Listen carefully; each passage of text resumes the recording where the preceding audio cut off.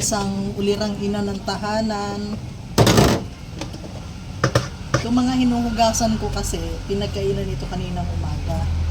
Iniwanan lang dahil nagsipagpasok sa school yung aking mga apo at ako naman ay nagsumba. Yung mister ko naman naghatid sa aking pagsumba. Pakagaling niya sa paghatid sa akin ay nagbukas naman siya ng tindahan. Kaya pagbalik ko, ito yung aking ginagawa. Tapos maya-maya pagkatapos ko dito, doon naman ako pupunta sa tindahan para tulungan yung aking asawa sa pagtitinda. At siya naman ay kung may tanggap na repair, nagre-repair naman siya. Ganito lang yung aming buhay araw-araw.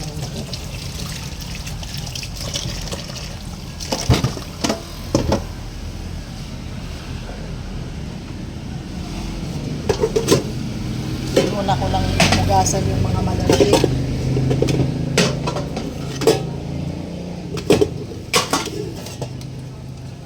Yan.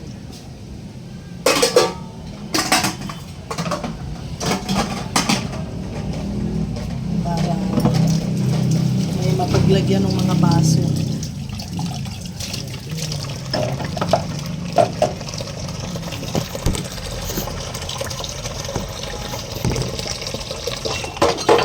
Running water kami. Mahina lang ang daloy ng tubig. Para hindi masyadong makonsume sa tubig.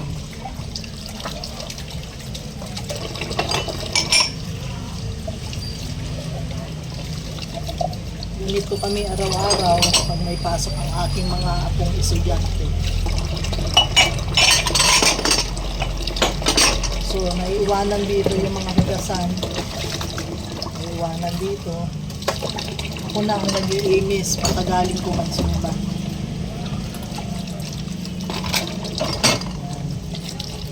Konti na lang.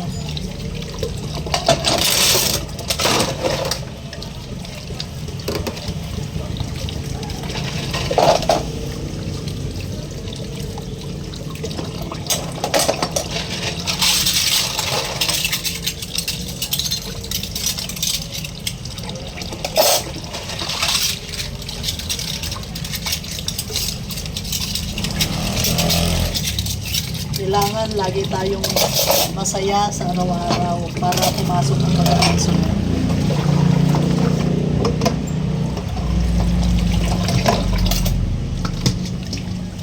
Huwag natin hayaan yung mga bad moods pumasok sa atin. Kasi pag pumasok sa atin yun, pag pinabayaan natin, maghapon tayo na wala sa kondisyon sa pagtatrabaho. Kaya kailangan sa umaga pa lang, yung good mood papasukin na natin. Para yung swerte, pumasok din. Kasi pag maaga pa, nakasimangot ka, maghapon na yan. Pag nagbabantay ka na sa tindahan, dala-dala mo yung bad mood mo, naiilang din yung mga customer. Yung iba, hindi na bumibili, lumilipat na ng ibang tindahan. Ayaw ko namang mangyari yun. Kasi sayang din naman. Kaya nananatili ko yung lagi lang ako naka-smile, laging naka-good mood para pumasok ang swerte. Yan, tapos na po tayong maghugas. Unas-unas na lang.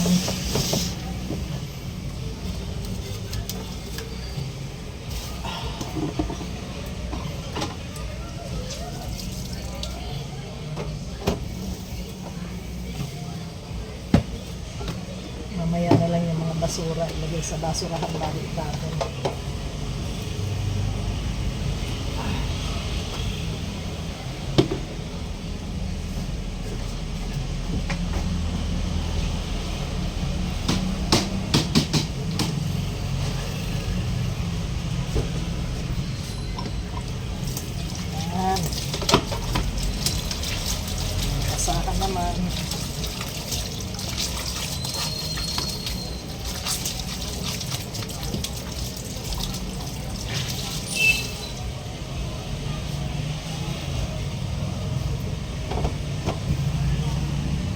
Tapos na.